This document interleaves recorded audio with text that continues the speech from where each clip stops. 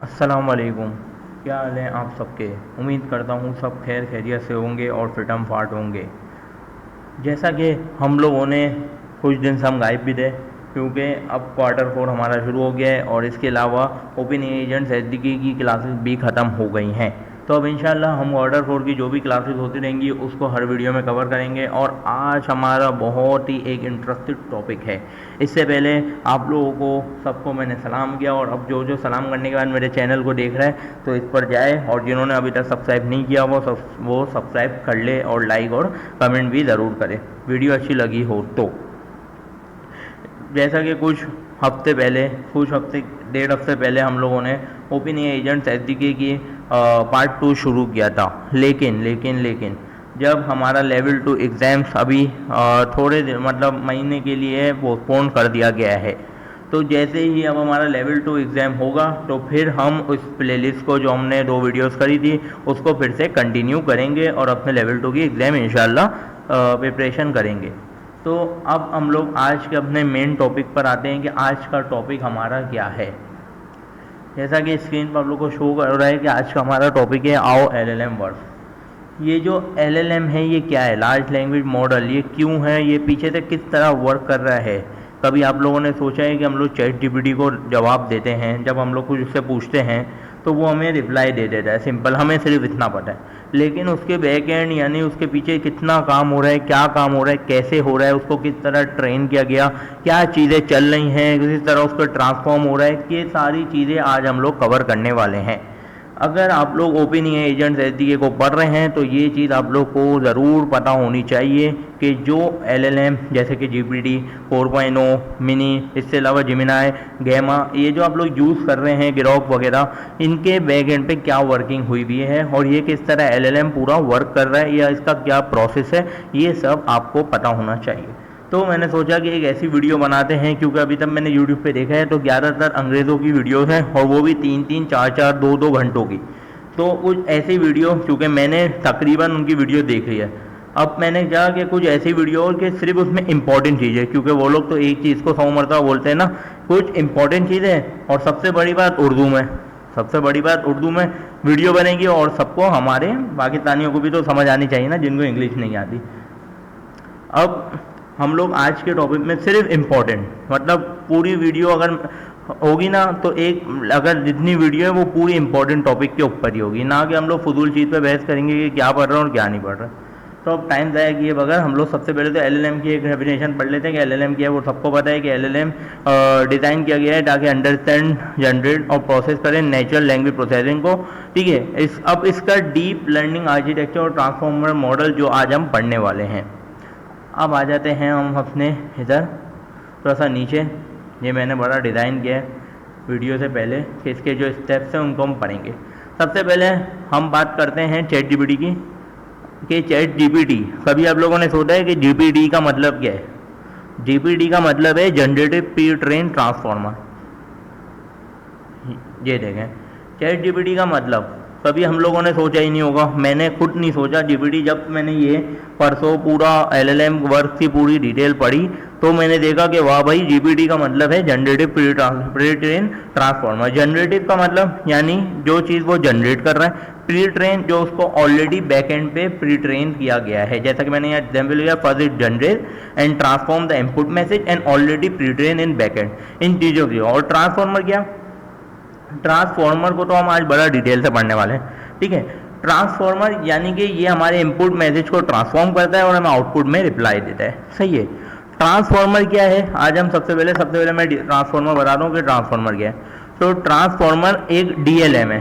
DLM क्या, deep learning model, जो mainly NLP में यूज़ होता है, यानी कि हमारी नेचुरल लैंग्वेज प्रोसेसिंग में यूज़ होता है। जैसे कि chat GPT, Google translate, Grok, सब जितने भी ये सारे बने हुए, जैसे जिमिनाई है, चैट जीपीटी है, सब के सब इसी आर्किटेक्चर पर बेस हुए में ट्रांसफॉर्मर के। किस आर्किटेक्चर पे, वो भी मैं आपको दिखा रहा हूँ। सही है, आगे आ जाते हैं हम कि ये मॉडल क्या करता है। ये सीक्वेंस टू सीक्वेंस प्रॉब्लम के लिए बना था, जहाँ इनपुट एक सेंटेंस होता है और आउटपुट भी एक सेंटेंस का ही सामने से आता है।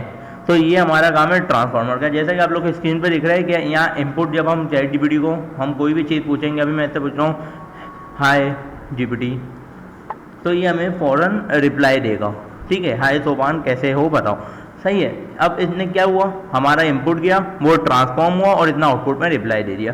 अब देखो ये क्या करता है, ट्रांसफॉर्मर हमारा क्या काम कर रहा होता है। अगर हम उसको टेक्स्ट में लिख के भेजें, जैसे कि अभी कुछ दिनों पहले जिमिनाई का एक मॉडल आया था नैनो बनाना, हम लोग उसको प्रॉम्प्ट लिख रहे थे और तस्वीर भेज रहे थे, वो हमें इमेज में कन्वर्ट करके दे रहा था।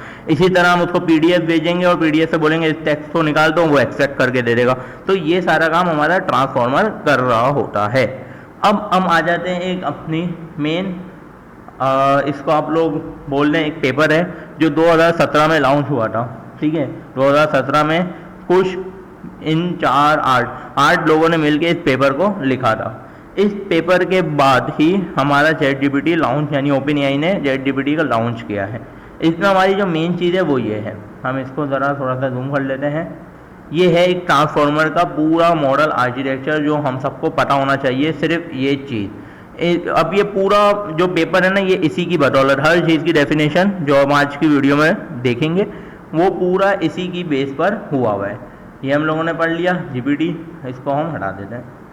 सबसे मेन चीज़ जो भी मैंने बताया, इनपुट और आउटपुट जाता है। अब देखो ट्रांसफॉर्मर को 2 मेन पार्ट्स में इन लोगों ने डिवाइड किया था। 2017 में जब ये ट्रांसफॉर्मर का आर्किटेक्चर बना था तो इन लोगों ने 2 मेन, एक इनकोडर और एक डिकोडर, ठीक है। इनकोडर क्या है, ये पूरा प्रोसेस हमारे इनपुट को समझता है। ये जो आप लोगों को पूरा प्रोसेस दिख रहा है ना, ये वाला, ये पूरा इनपुट को समझता है। और ये हमारा ये है डिकोडर, यानी कि ये हमारे आउटपुट को जनरेट करता है।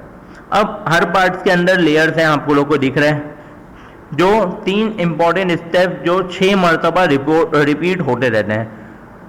ट्रांसफॉर्मर का असल मैजिक जो है ना, वो है अटेंशन मैकेनिज्म, जो मॉडल को ये डिसाइड करने देता है कि हर वर्ड के लिए सेंटेंस के किस वर्ड पर फोकस करना चाहिए। आ जाते हैं हम आगे कि हमारा स्टेप 1 क्या होता है।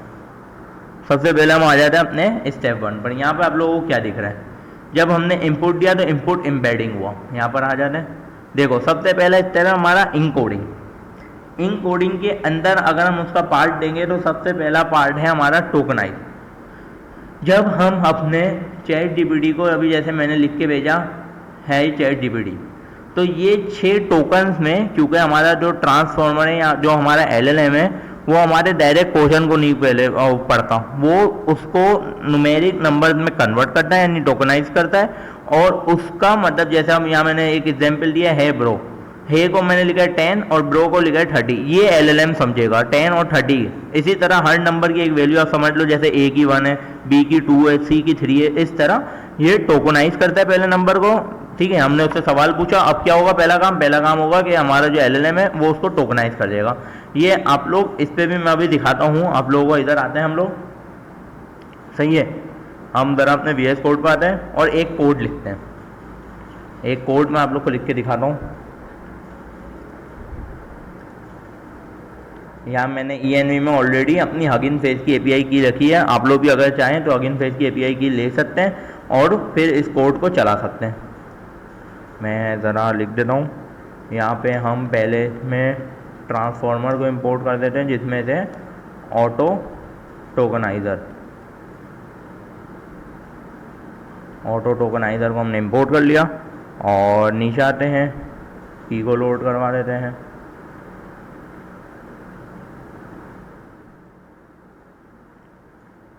HF टोकन नाम का एक वेरिएबल बना देते हैं, जो हमारी हगिंग फेस की API की को गेट करेगा, कहाँ से, .env की फाइल में से, सही है। इसको हम ज़रा देख लेते हैं। यहाँ पे एक टोकनाइज़र नाम का वेरिएबल बना लेते हैं और ऑटो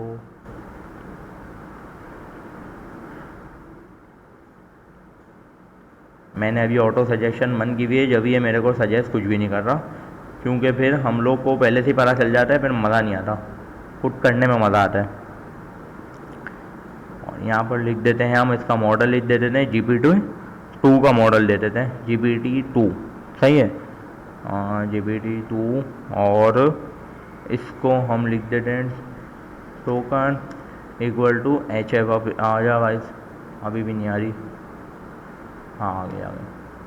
ये हम लिख देते हैं इधर, और यहाँ पे रिजल्ट का एक वेरिएबल बना देते हैं जहाँ पे टोकनाइजर लिख देते हैं। और अंदर अब हम इसके अंदर जो भी लिखेंगे ना उसका ये हमें टोकन बनाकर रिप्लाई करेगा। ये कोड बनाने का मकसद ये है ताकि हमें पता चल जाए कि टोकनाइजर में क्या काम हो रहा है, क्योंकि मैंने पहले ही कहा था हर स्टेप जो मैंने लिखा है उसको हम डीपली समझेंगे, क्योंकि वो सारी चीज़ें इंपॉर्टेंट हैं, बाकी सारी चीज़ें सिर्फ एक थ्योरी बेस है। सही है। अब मैं इसको यहाँ पे हम लिख देते हैं जैसा अभी अपन ने लिखा, वो तो मैंने एग्जाम्पल में लिखा था, हेलो लिख देते हैं। अब देखते हैं क्या होगा। Python main dot p1। अब देखना आप,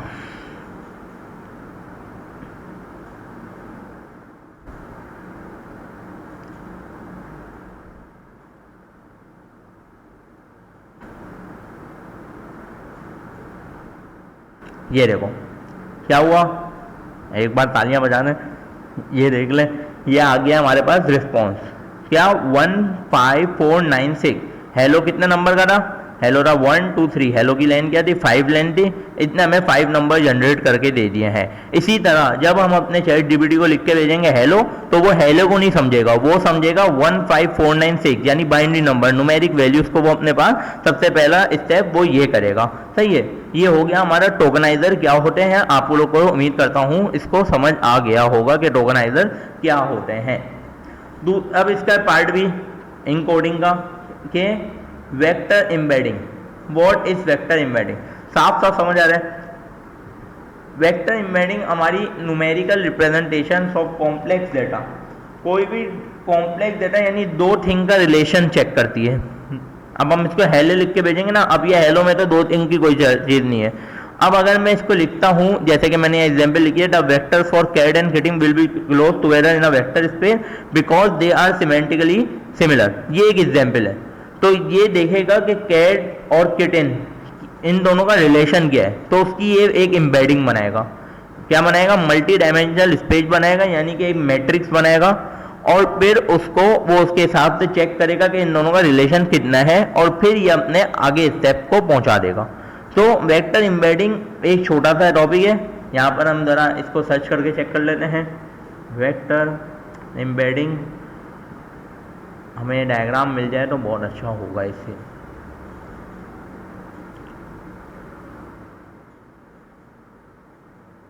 ये दिख नहीं रही भाई, ये देखें, यही है वेक्टर एम्बेडिंग और न्यूमेरिकल रिप्रेजेंटेशंस ऑफ डेटा।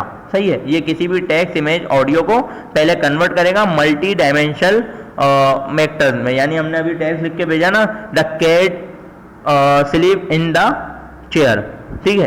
तो अब ये पहले उसकी एक मल्टी डायमेंशनल वेक्टर्स बनाएगा, यानी ये मैट्रिक्स बनाएगा, और फिर उसको 4 एरो में डिवाइड करेगा, जैसे हम लोग मैथ में पढ़ते थे ना, उसी तरह ये मैट्रिक्स करके पूरी उसकी वेक्टर एम्बेडिंग निकालेगा, और फिर ये अपने आगे वाले स्टेप पर इसको पहुंचा देगा। जो कि हमारा आगे वाला स्टेप क्या है, पोजिशनल इनकोडिंग। यहाँ पर आते हैं हम अपनी डायग्राम पे, हमारा इनपुट एम्बेडिंग ये कंप्लीट हो गया। आगे वाला स्टेप हमारा positional encoding. What is positional encoding, देखो पोजिशनल इनकोडिंग जो है वो ट्रांसफॉर्मर मॉडल जैसे कि जीपीटी और जेमिनी वगैरह का एक की कॉन्सेप्ट है, जो मॉडल को अंडरस्टैंड करता है कि वर्ड्स ऑफ सीक्वेंस किस तरह आएंगे। आज से जैसे कि अब हम मॉडल को लिख के भेज देते हैं द कैट सेड, सही है। अब मॉडल को लिख के भेज देते हैं द कैट सेड, लेकिन अब मॉडल को तो नहीं पता ना कि हमारा दा जो है वो फर्स्ट है, कैट जो है वो सेकंड वर्ड है, और सेड जो है वो थर्ड वर्ड है। तो पोजिशनल इनकोडिंग इसको बताता है, इसको एक ऑर्डर देता है जो कि इसका ये फॉर्मूला है। इस फॉर्मूले को यूज करता है एलएलएम हमारा, और फिर उसके जरिए बताया जाता है कि कैट जो दा वर्ड है वो पहला है, कैट दूसरा है, और सेड तीसरा है। जैसे कि अभी मैंने बनाया, ये देखो पहले इसकी एम्बेडिंग हुई, पोजिशनल इनकोडिंग, और आखिर में फाइनल इनपुट को ट्रांसफॉर्मर को ये इनपुट हमारा पहुंचा दिया जाता है।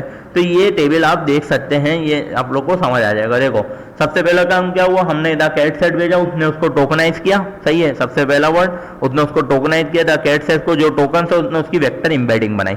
वेक्टर एम्बेडिंग बनाने के बाद उसने उनको 3 वर्ड्स को देखा कि द कैट सेट। अब मॉडल को नहीं पता ना कि इसकी सीक्वेंस क्या है, वो तो अब ओरिजिनल इनकोडिंग वही काम करेगी कि वो बताएगी मॉडल को कि इसकी सीक्वेंस क्या है, हर वर्ड को मेंटेन करके देगी। तो ये इसका मतलब होता है the cat said, original encoding. सही है। जैसे कि इसका फॉर्मूला है, फॉर्मूला बहुत आसान है, पीई ओरिजिनल इनकोडिंग, और पोस्ट का मतलब है वर्ड का पोजीशन नंबर, यहाँ पे हम पोजीशन नंबर डाल सकते हैं, और फिर साइन थीटा और कॉस थीटा की मदद से इसकी हम कोडिंग निकाल सकते हैं। डी मॉडल का मतलब है एम्बेडिंग का साइज, जैसे कि अभी मैंने यहाँ एम्बेडिंग का जो साइज लिखा हुआ है ये, ठीक है, ये एम्बेडिंग पहले निकाली जाती है, फिर पोजिशनल इनकोडिंग निकाली गई कि 0.0 है, 1.0 है, सही है। उसके बाद इसका वो निकाला गया, यहाँ पे फाइनल इंपोर्ट। नीचे आ जाते हैं ज़रा, 1 मिनट।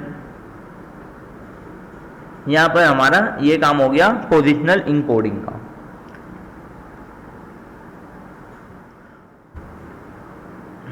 अब हम आ जाते हैं आओ LLM ट्रेन, ये हमने पढ़ लिया। पहले टोकनाइज होता है, यहाँ पे देख लो इनपुट प्रोसेसिंग हुई, पोजिशनल इनकोडिंग हुई। अब हम लोग आ जाते हैं ट्रांसफॉर्मर लेयर्स के बाद वाले टॉपिक पे, यानी कि हम आ जाते हैं इनकोडर पर। लेफ्ट साइड ऑफ डायग्राम को एक साथ जो मतलब इसमें बाकी चीज़ें बची है ना, दो मेन टॉपिक क्या थे हमारे दो मेन टॉपिक थे कि पहले को अब मैं एक और बार एक वापस से रिवाइज करवा देता हूँ। हमने चैट जीपीटी को बोला हेलो हाय ब्रो, उसने क्या बोला, उसने हेलो हाय ब्रो को 1 2 3 4 5 6 7 8 9 10 में टोकनाइज करा। फिर उसने वेक्टर एम्बेडिंग को भेजा, वेक्टर एम्बेडिंग ने क्या किया, उसका वेक्टर निकाला, वेक्टर निकालने के बाद पोजिशनल इनकोडिंग ने किया कि हेलो फर्स्ट है, हाय डू है, और चैट जीपीटी 3 है, ये 3 वर्ड्स हैं, ठीक है। तो उसने सबको पोजीशन दे दी, जैसे कि हम लोग पाइथन में पढ़ते थे ना कीवर्ड्स आर्ग्यूमेंट और पोजिशनल आर्ग्यूमेंट। तो पोजिशनल क्या करते थे, पहले को पहले में ही रहने देते थे, दूसरे को दूसरे, इसी तरह इसने सबको पोजीशन दे दी, तू फर्स्ट है, तू सेकंड है, तू थर्ड है। अब हम आ जाते हैं आगे वाले काम पे, यानी कि मल्टी हेड अटेंशन और हेड एंड नॉर्म।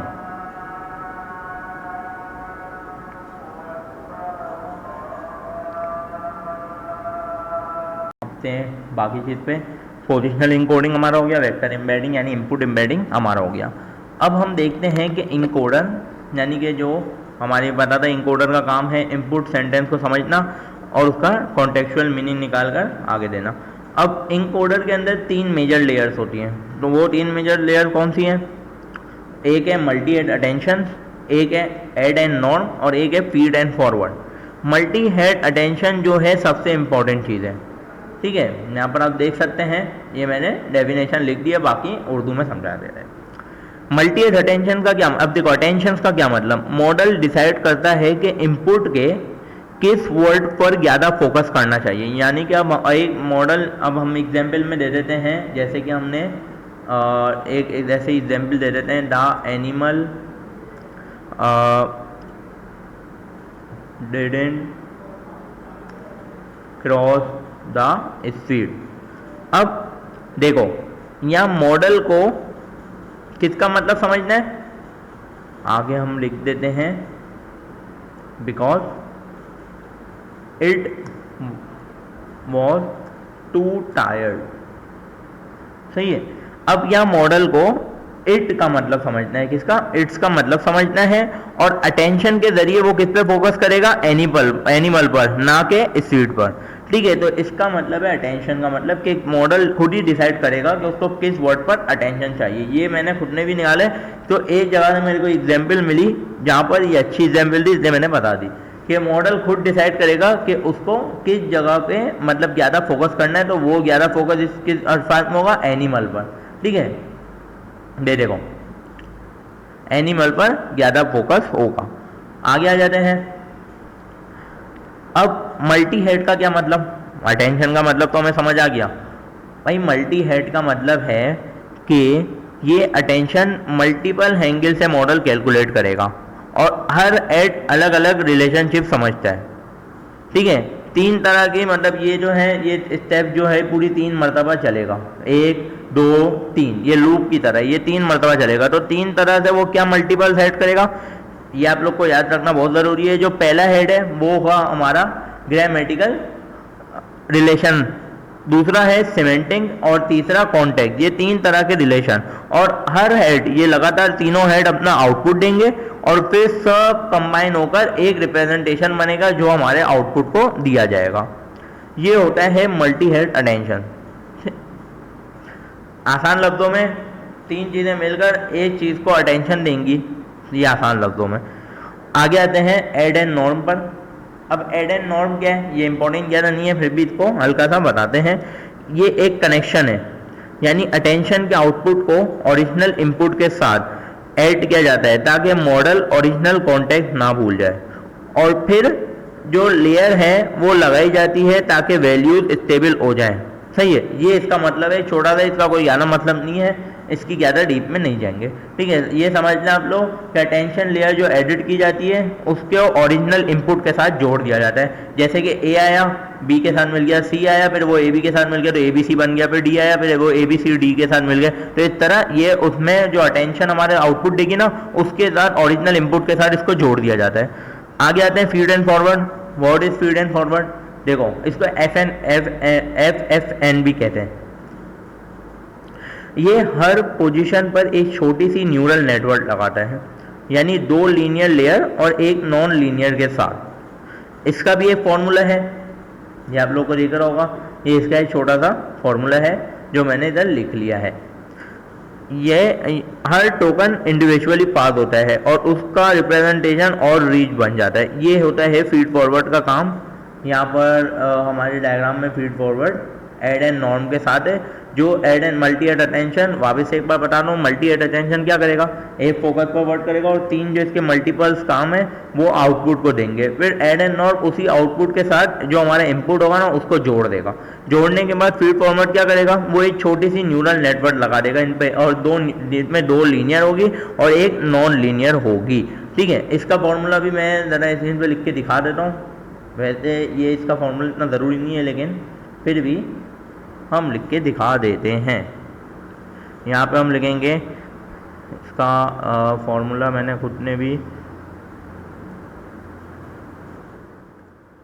ये इसका एक फॉर्मूला है छोटा सा जिसके ज़रिए फीड फॉरवर्ड हमारा एलएलएम खुद ही निकालता है। ये सारे काम हमारा नहीं है, सब एलएलएम पे बैक पर जो हो रहा है वो हम सिर्फ समझ रहे हैं कि क्या हो रहा है।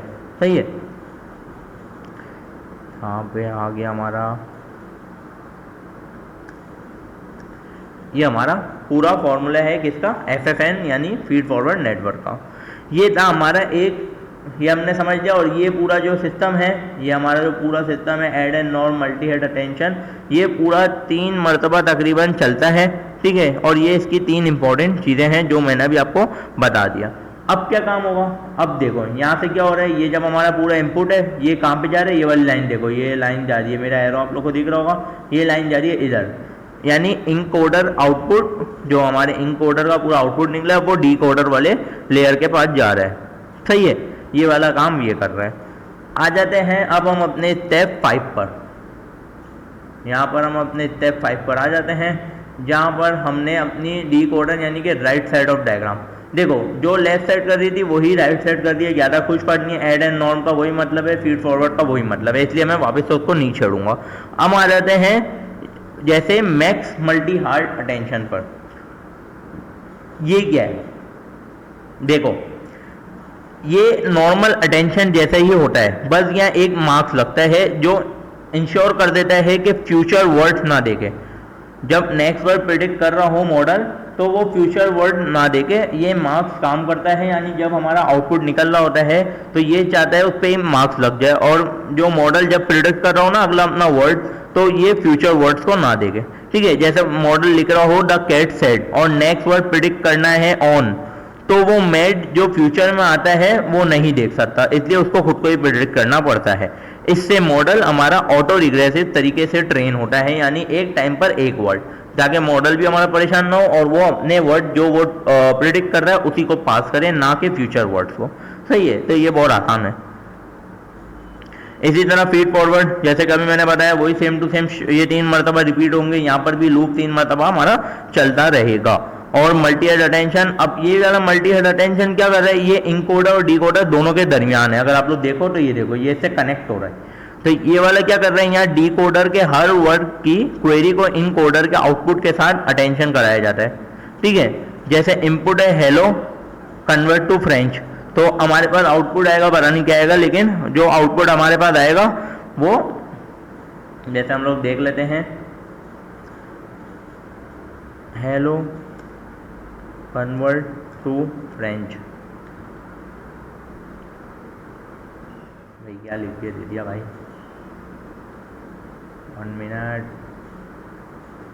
जेमिनी पे चलते हैं ज़रा, इसको भी तो यूज़ करते हैं ना ज़रा। जेमिनी देखो बॉन्जोर, अब इसने बॉन्जोर कर दिया। अब ये इंकोडर और डीकोडर के दरमियान का ब्रिज कहलाता है क्या? Multi head attention. कहाँ गया? हाँ ये रहा। तो अब ये डीकोडर समझता है, ये जो डीकोडर वाली साइड है ये समझता है कि बॉन्जोर का मीनिंग इंकोडर के थ्रू एलो से लिंक है। तो ये जो है ये कहलाता है मल्टी हेड अटेंशन। बाकी हमने ऐड एंड नॉर्म को पढ़ लिया और फीड फॉरवर्ड को भी हमने पढ़ लिया फॉर्मूले के साथ।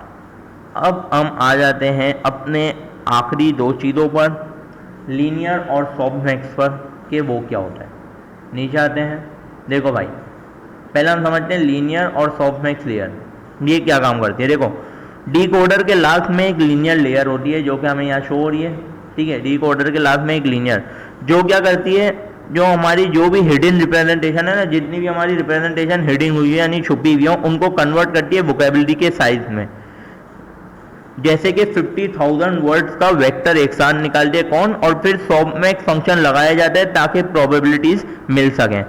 जैसे दा है तो उसको 0.02, कैट है ऐसे मैं एग्जांपल ले लेता हूँ 1, और डॉग है मैं उसको एग्जांपल ले लेता हूँ 2, ठीक है। मॉडल सबसे हाई प्रोबेबिलिटी वर्ड चूज करता है जैसे कि डॉग, सही है। अब वापस एक और बात समझाता हूँ कि लेयर और सॉफ्टमैक्स लेयर क्या काम करती है। जब हमारे यहाँ से आउटपुट आया, हमारा आउटपुट में से मॉडल के अब जो लीनियर लेयर है वो क्या करेगी, वो जितनी भी हमारी हिडन रिप्रेजेंटेशन है ना उनको वोकेबुलरी के साइज में कन्वर्ट कर देगी। और फिर सॉफ्टमैक्स फंक्शन उनमें से जिसकी हाई प्रोबेबिलिटी होगी ना, जैसे मैंने अभी बताया 3 वर्ड्स हैं हमारे आउटपुट में, क्या 3 वर्ड्स हैं, the cat and the dog, ये 5 वर्ड आ गए। 5 वर्ड में से उसने देखा कि डॉग की प्रोबेबिलिटी, आप टेम्परेचर समझ लो कि 2 है, सही है। मैं टेम्परेचर तौर पे समझाते हैं जो हम लोग पढ़ते थे उसमें समझाता हूँ कि टेम्परेचर 2 है उसका। तो उसने बोला इसकी सबसे हाई प्रोबेबिलिटी है, इसको चूज कर लो। वो उसको चूज करेगा और हमारे आउटपुट में पास कर देगा, सही है। इसके बाद आ जाते हैं आखिर आउटपुट प्रोबेबिलिटी जो शिफ्टेड हुआ है राइट पर, जैसे कि आप लोग को दिख रहा है, सही है। इसमें क्या काम हो रहा है, जब भी हम ये देखो during training the decoder is provided with the actual target sequence, decoder को एक्चुअल आउटपुट सीक्वेंस दिया जाता है शिफ्टेड राइट फॉर्म में, यानी मॉडल को हर स्टेप पर पहले वाले वर्ड्स मिलते हैं और वो नेक्स्ट वर्ड प्रिडिक्ट करता है। जैसे उसका एक्चुअल आउटपुट क्या आया, आई लव AI, और डीकोडर का इनपुट क्या था कि उसने किस तरह शुरू करा, उससे पहले वो स्टार्ट का एक क्या लगाएगा, स्टार्ट का एक टैग लगाएगा और आगे लिखेगा आई लव, और मॉडल की प्रेडिक्शन क्या होगी, लव AI और एंड का टैग। ये एक तरीके से मॉडल एक वर्ड पर एक टाइम प्रिडिक्ट कर सकता है। स्टार्ट का कीवर्ड कैसे लगेगा, मैं इसको दिखाता हूँ आपको। ये देखो यहाँ पे देखो, ये हमारा एक्चुअल आउटपुट जो आ रहा होगा, यानी हमारा जो आउटपुट होगा वो होगा आई लव AI, ठीक है। और इसी तरह इसको मैं ज़रा थोड़ा सा नीचे कर देता हूँ,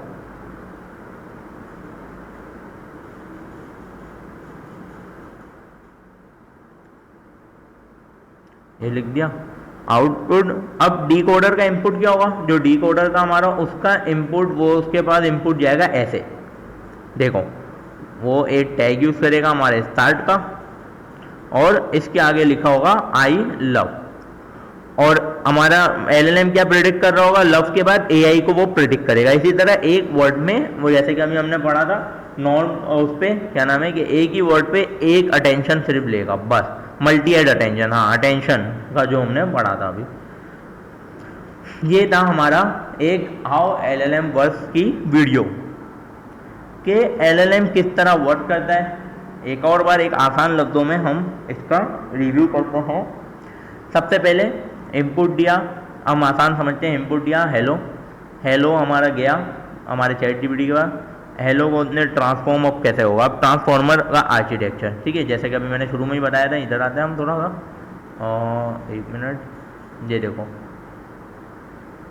यहाँ बता दिया था ना ट्रांसफॉर्मर, असल काम ही ट्रांसफॉर्मर का है। और ये जो है ये पूरा ट्रांसफॉर्मर का आर्किटेक्चर है जो कि 2017 में इस पेपर के थ्रू इंट्रोड्यूस हुआ था। ठीक है, आगे आते हैं। हेलो हमारा इनपुट गया, जैसे ही हमारा इनपुट हेलो गया आगे, सही है, उसके बाद टोकनाइज हुआ, हेलो का नंबर उसने लगा दिया, जैसे कि अभी हम लोगों ने इधर देखा ना, आप लोग भी इसको देख सकते हैं। और अगेन फेस का एपीआई टोकन इस नाम से अपने पास ENV में सेव कर लेना और फिर चेक कर लेना चला के, तो ये हमारे पास आ गया इसका टोकन, देखो 15496 आया, समझो 15496 है, उसने टोकनाइज कर दिया। टोकनाइज किया, फिर उसकी एम्बेडिंग निकाली, इनपुट एम्बेडिंग, वेक्टर एम्बेडिंग से भी आप सेट सकते हो। वेक्टर एम्बेडिंग निकालने के बाद उसने बोला कि हेलो, अब एक ही सवाल है, मैं इसको 2 कर देता हूँ कि हेलो हाउ आर यू। ठीक है, अब हेलो हाउ आर यू है 4 लफ्ज़ है। अब पोजिशनल इंकोडिंग के जरिए मॉडल को पता चला कि हेलो पहला है, हाउ दूसरा वर्ड है, आर तीसरा है और यू चौथा है। इसके बाद क्या हुआ, मल्टी एट अटेंशन क्या काम करेगा, वो देखेगा इन चारों वर्ड्स में से सबसे ज़्यादा फोकस देगा किसको। एड एंड नॉर्म क्या काम करेगा, एड एंड नॉर्म उसी वर्ड को हमारे इनपुट के साथ जोड़ देगा और फीड फॉरवर्ड उसको आगे प्रोवाइड कर देगा, यानी कि एक छोटा सा न्यूरल नेटवर्क उसी पर लगा देगा। ये काम फिर हमारे इनकोडर और डिकोडर के दरमियान एक काम होगा जो कि मल्टी एट अटेंशन को दिया जाएगा, जैसे कि अभी हमने इधर पर आया स्टेप 5 में अपने कहाँ गया हमारे स्टेप 5, हाँ, ये मल्टी एट अटेंशन करेगा इनकोडर और डिकोडर और उसके दरमियान की एक अटेंशन लेगा, ब्रिज बनेगा और फिर हमारा अगला वर्ड ट्रांसलेट करेगा। आगे है एड एंड नॉन फीड फॉरवर्ड, वही काम कर रहे हैं। मार्क्स मल्टी एट अटेंशन हमने अभी बताया कि AI जब प्रेडिक्ट कर रहा होगा तो उसके फ्यूचर वर्ड जो होते हैं ना वो उसके आगे आते हैं, उन पे मार्क्स लगा देगा ताकि वो अपने सिर्फ प्रेडिक्ट वर्ड पास करे, ना कि फ्यूचर वर्ड। सही है।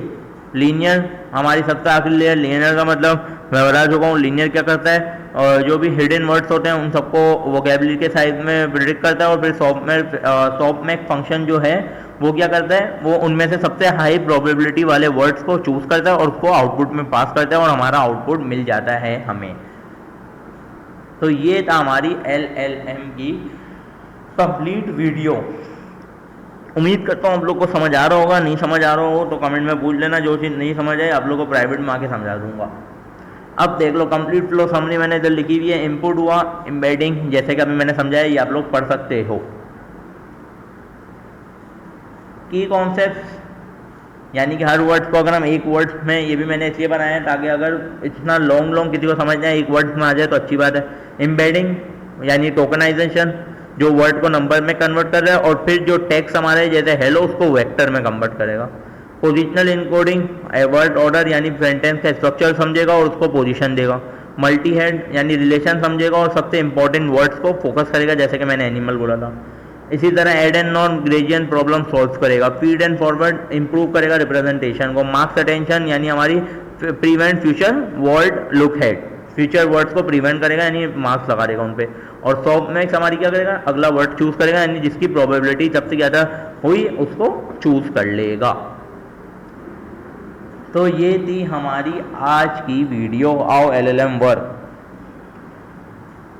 उम्मीद करता हूँ आप लोगों को ये वीडियो समझ आई होगी और ये वीडियो आप लोग ज़रूर देखना, पूरी देखना। ज़्यादा बड़ी वीडियो नहीं है, छोटी सी है, हर चीज़ को डिटेल में समझाया है।